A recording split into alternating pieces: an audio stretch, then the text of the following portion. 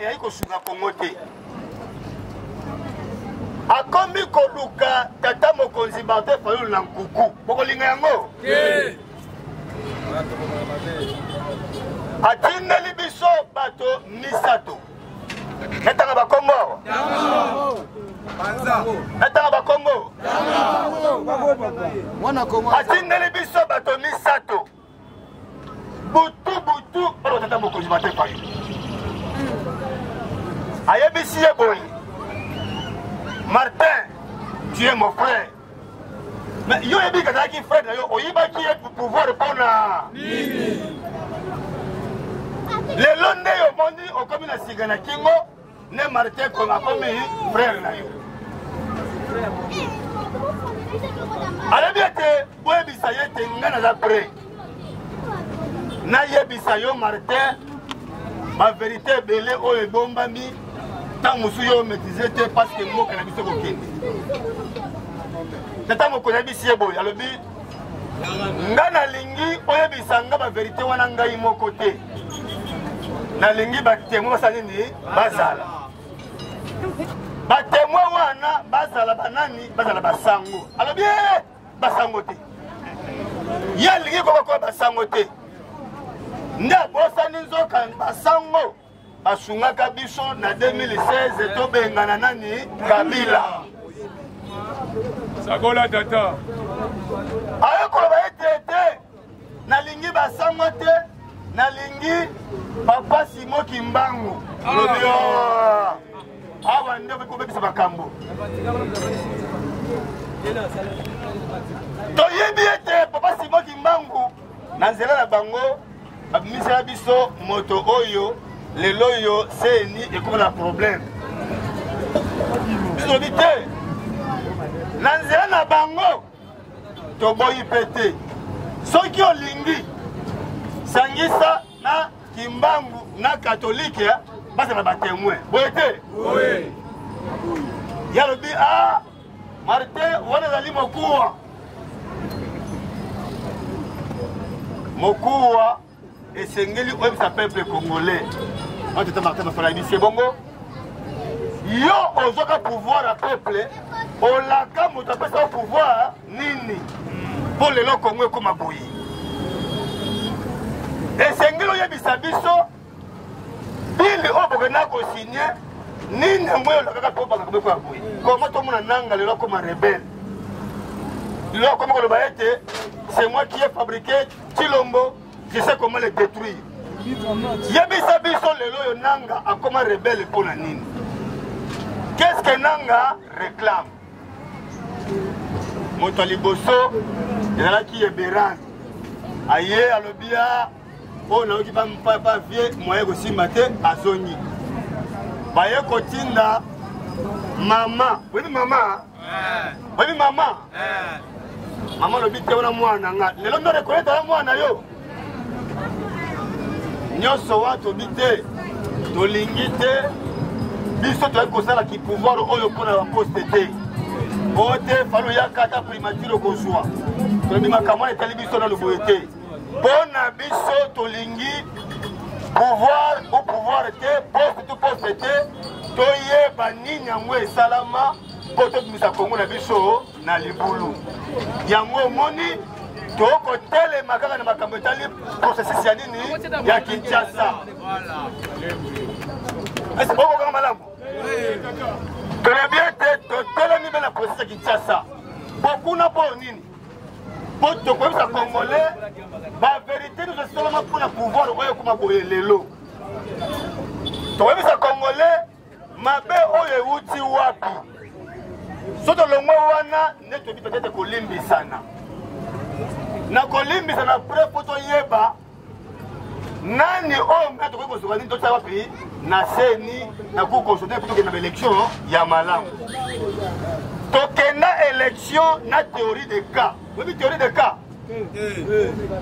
besanga litoi soyamo to quel 2023 moto ozaki na seni ko ezaki nani Kadima donc au juka na a boete moto oyo azalaki na oto kobenga na justice ko ezalaki nani oyebaka ye te mama wana azalaki na kati ya justice oyebaka komona ye te l'époque oyo tozalaki baélection 2023 avant nani oyo aya nani oyo mutamba suki ebele aya azalaki Rose Mutombo Kabedi tolongwa na ye toye na cour constitutionnelle nazala kuna Kamuleta tolongwa tokei na oyo moto asimbaka mbongo ya finance ministre afie koyo ezaka nani Kazadi tolongwa wa toye na bako ezali ministre ya intérieur koyo ezaka nani Kazadi lisusu tolongwa wa toke na banque centrale nana ndako nsima mbongo mama Kabedi lisusu botala théorie de cas e baka yango nyonso ba ya province be ozalaki bombe pour la république yango moni sosozabi tobongisa makambo ya seni makambo cour constitutionnel makambo sécuriser baélection mpo mosusu ezala te na yango tokolongwa tosala bareforme ya malamu mpo na mboka na biso lelo awa ekomi jeu ya ping pong bakanga Kabila balobi te azali président ya boyi aza na immunité ya boyi bakanga moto boyi oyo aza na immunité ya boyi lelo oyo toyebi te nani yango juge naturel ya moto lokola président nani sortant yango tobibe nyonso wana tobongisa yango totia baloi ya solo mpo mboka biso sa nini ekele liboso totia baloi ya malamu na armée lelo tokoganga tokomi kobunda oyo infiltration tokomi koutilize bawazalendo eloko ekoki koutilize peut-être te na nini na biso awa yango tobike totia oyo ezali baloi ya solo oyo permettre na biso tokoka mboka malamu ndeko tio mabike oyo bokomanga wana ezali nzela molai bino boyaka toteka mboka biso nyonso elongo bino bokolinga yango yango toyebisi ye boye il est temps tokende na vrai processus ya Kinshasa to comprendre lelo oyo ndeko maika otyo lobango awa déjà bake kopusa accord na bango wana ya États-Unis ekende na 2 mois après bakosigne yango donc élection ezali échec parce que les 2 délégations bakendaki te na kati ya Washington elakisi déjà qu'il y a un problème déjà na makambo oyo lokola ya Luanda ekenda koéchouer lokola ya Nairobi ekenda koéchouer lokola ya Doha pe yango oyo ekende koéchouer parce que na Doha kuna ba M23 na ba afisa babike avant tosola d'abord ndeko tshilo mosa nini a démissionné ye pa liye ko démissionné donc elakisi ke kuna pesa na nini na échec lokola pe déjà ya Washington tellement totelemeli yango totya yango miso bakomi kozonga se mpo bakompare bana bakongoli bakomoda kotimbela cope na biso yango toyebisi ye te azonga na mabele boye te tovanda na batata episkopo na batata bapaster na biso ya ecc tosolola toluka besoin nini esengeli mpo na kongo na biso ya lobi ndeko tshilombo c'est un problème ye azali recelaire du pouvoir vendeur ou voleur du pouvoir ndeko Kabila na nanga baya pe tosali ni tovanda les vrais détenteurs du pouvoir légitimement élu ete mokoyi mate fali pasani ni avanda nde tovanda tosolola totaloleke kani tokobengana Kagame azali eloko te eyali nde moto oyo akomisi ye grand eyali ndeko Tshilombo parce que akende kondima koyiba pouvoir ya peuple congolais boye te ndeko Tshilombo akomi lokola tata oyo mwana na ye akangi ye na bondumba akomi kozanga pouvoir liboso ya mwana mpo mwana kosala nini akofunda ye yango toyebisi Kabila boye parce que tomoni yango awa tosigne communiqué moko na Kabila parce que toli tozongisa makambo oyo nsima communiqué wana bandeko boyoka malamu eyali te ete biso na Kabila tokomotambola nzela moko mpe tokabitume sila te mais tolobi boye toza na posa ete mboka na biso to rekipera na boka banguna lokola ezali bongo moto nyonso ata bazalaki babe lokoloka nini to mitolele baénergie mpo tosali nini tosunga na mboka na biso evima yango totuyongo tuna moko mpona bino awa ata mokonzi akolanda biso ayeba bino bana ya makala mpe bana ya funa lettre oyo esinamaki entre Fayulu, Kabila, Katumbi na Sesanga. Botangaki yango? Bona bino. Ezali mabe ezali malamu. Apa nous sommes ayo kauna. Malamu. Ya malamu. Ya pas ça moka. Soki lelo ndeko Kabila lobiete apela Fayulu maboko kote apela na tino boko nima yango. Est-ce que vous comprenez tout le malade? Totuni boye. Soki Kabila avait bien ndeko Fayulu na reconnaître que n'est pouvoir na yo. Na lingina tsayo pouvoir pour que okende ko benna ndeko tshilo mo okaba ota pouvoir na bimo ndima yango. Donc, voilà, d'accord, tout le monde a Kabila le longo pour tout le monde. Ah, on a volé un moté. On a volé un moté.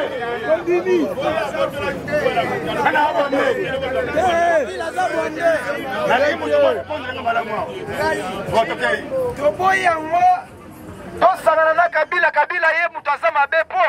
Soki azala malamu bokozalinga pesa Fayulu. Aye kopesa ekopeta wana biso tomona parce que boye Kabila. Toboyi pe yefo bakene bango mibale. Ah, bobina mwana. Bobina mwana. Toka shonga mosusu. Ngana lobi boy. Soki mutu oyo ayiba ke loko nanga. Kota ke kote ke komele bololo. Ayoko yebisa ngai nazo soutenir yo eloko nonga munateka kuna toke okendo kozwango. Je vais accepter. Na kondima nazwa na eloko na ngai. Loko lo reconnaître que non eloko nonga muta ibaki na pesa ki ndeko wana. Siko lobi toke na sunga yo na ke l'action place na pesa ki na tsayo poa to zwa eloko na ko poa kwani. Ete eloko na ngana zwango. To d'accord ndeko. To d'accord ndeko. Ala mudo to comprendre que toka pardon ndeko. Toka pardon. Toka pardon ndeko na ngai. Yaka. Soli oloba yako loba ndeko yaka. Yaka na benyo yaka na yaka. Selon ngai Kabila za Congolais te ayaka na pona pouvoir atata na ye eza bongo soki na nzela ngo soki ba okende bongo so nzela ngo za mabekasi donc bona yo ezake moyen ezalité on a contre na ye ou bien on l'a ndembo na ye ah ok ça va toquer dans toute la personne na suka Bona ngana oloba boy itumba eza makasi liboso Fati a la position de force. Kabila a la position de force. Il faut tout s'engager pour combattre Fati. Parce que si tu tires de tout ce qu'on a boy, l'élection en 2028, tu vas à la tête. C'est ça. La mouka ne tombera jamais. La mouka ne tombera jamais. Merci Bandeko Moni. Malamu, c'est la force, il y a la mouka ne yango, c'est le peuple. Tulingai peto kape bino na neboko kanisa. Ezali motu ya makasi. Meto ye ba yango boye. Omondi ndeko Tshilombo a utilisé principe moko Machiavel aloba. Machiavel aloba était tous les moyens ezalaka malamu pona ko accéder na nini na pouvoir. Toi la stratégie. Lelo oyo on a posé à mutualiser l'énergie pour obtenir que l'on a vu sur eux, qui a mobilité. Ceux qui trouvent la possibilité à contrôler de Komoko, on sunga biso, pardon, ceux qui ont la possibilité, moi, je vais biso, et que nous pousser plus loin pour que tu récupères le pouvoir de biso et zali ma bête. Mais ma bête comme ça là. Ceux qui te concernent pas Rwandais pour que les soukas kabolamboka oyo. Mais bon abisso, et alima kabakossana ba Rwandais te, na ba Ougandais te. ya liga ndeke bato nyonso o bali malamu mpona biso tosali na bango torécupere pouvoir mpe tokami mboka na biso ndenge elongo bani boye te voilà napesi bino merci mingi toyebi ete ozali bafait d'entraînement tolobi yango malamu tata mokonzi kala mingi ta kolongwa na France pakende Istanbul mpona yango toyebisi bino boye ete akoki kozonga semaine prochaine na yango tolobi boye ndeko Tshilombo na calcul na ye alâche prise soko moke te bolandi Patrick Muyaya alobi boye ete possibilité mpona bango bazongisa changement ya constitution nano mpe elongwe te eza kaka bino bokondima eloko wana yango tolobi boye esengeli deya na babase na biso toza nini totelema raison pour laquelle bomoni biso tobandi kotela baterrain daa tobanda kosala nini toadedaya kosala baentraînement mpona biso soki tour oyo aye komekana eloko ya ndenge wana ekozala plus ke oyo totumbaka komi na ngaba boye te donc tokozala matoyo tokosala asorte te ezala élément déclencheur mpona départ na ye yango tolobi ete le